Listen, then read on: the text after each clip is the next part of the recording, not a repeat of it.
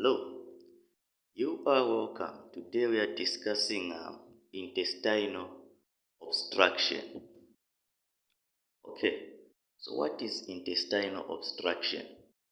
Saying intestinal obstruction, this is the condition of the gastrointestinal system in which there is a blockage of intestinal content characterized by abdominal pain and inability to open bowel.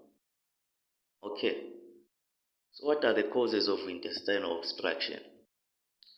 These are just some of the causes of intestinal obstruction.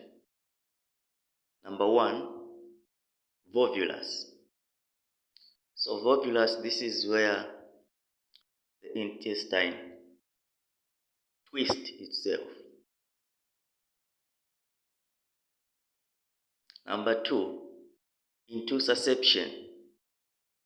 Intussusception, this is where the intestine invaginates itself. Number three, strangulated hernia. Number four, abdominal adhesions. Number five, this is a non-mechanical obstruction, which is paralytic areas, and many more causes. Okay, so this is the structure of the GIT. The stomach, the duodenum, the ascending colon, the transverse colon. Of course, there are even small intestines. Okay, so these are the types of bowel obstructions. Okay, so there's herniation there. Remember, there's strangulated hernia. There are adhesions, intussusception, and volvulus. So these are the pictures of the causes of types of obstruction. All right. So what are the signs and symptoms of intestinal obstruction?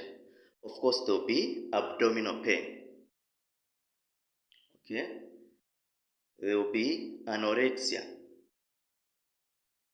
There will also be vomiting. Sometimes the patient may vomit fecal matter.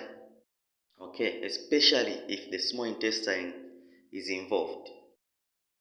There will be also constipation. Okay, this patient will have abdominal distension.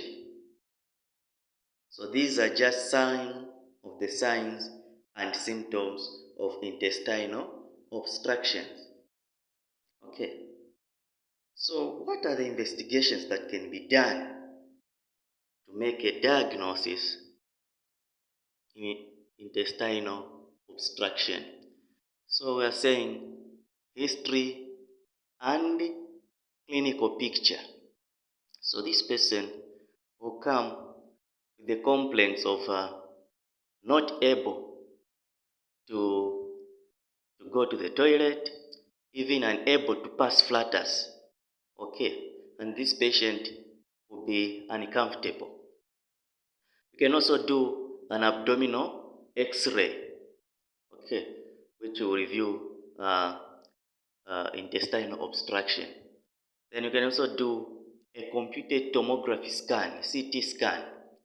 And you can also do a barium enema and many more investigations. What's the treatment? So the treatment, you can give intravenous fluids. For pain, you can give prescribed analgesia. Then you can also do a decompression using a nasogastric tube. And surgery will be done. Okay. So remember, when you are preparing for operation for this patient, this will be an emergency pre-op nursing care that should be done. Okay, so there is a video which contains the emergency pre-op care, But here I'll just explain the points that you need to consider when doing an emergency pre-op care. But if you want to follow the details, there is a video on emergency pre-op care. So one of the things that you need to do is admission of the patient. Okay. Then number two, you do assessment and resuscitation of the patient, where you need to take care of these things. You need to consider these things: airway, breathing, and circulation. Okay. You can also do some investigations like HB, cross-match. Yes.